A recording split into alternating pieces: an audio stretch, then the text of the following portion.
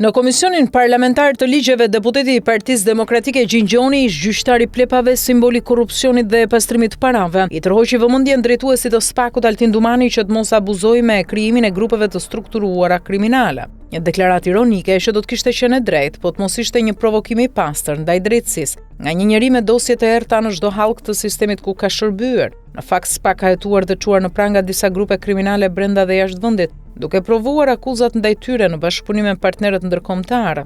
Por është po aq e vërtetë se SPAK nuk ka guxuar të prek disa grupe të tjera të fuqishme që mbrohen nga kupola e politikës, pushtetit dhe drejtësisë. Një fakt që duhet ta kishte theksuar çdo deputet me integritet, por jo Gjingjoni që është vetë pjesë e problemit. Arsyeja e ndërhyrjes së tij nuk lidhej me drejtësi abuzive, por me konflikt interesi të pastër.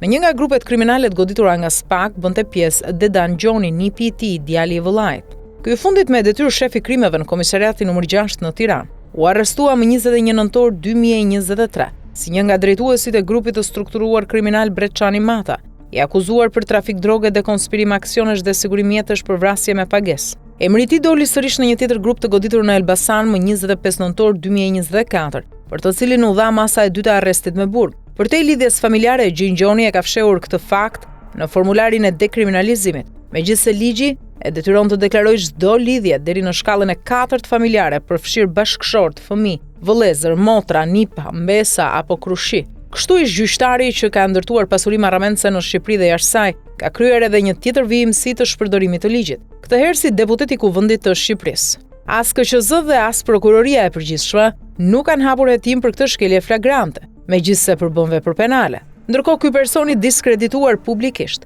që ka qenë vetë objekt hetimesh për korrupsion, sot mban statusin e ligjbërësit dhe kërkon t'i jap leksione drejtësisë. Kjo është pamja më e qartë e degradimit të parlamentit shqiptar, që ka arritur pikën ku Gjingjoni, ish gjyqtari i plepave dhe simboli i aferave të drejtësisë së vjetër, bën moral për integritet, ligje europiane dhe luftë kundër korrupsionit. Një absurditet politik dhe moral që tregon se në këtë vend krimi nuk është më në rrugë, por është ulur në kuvend.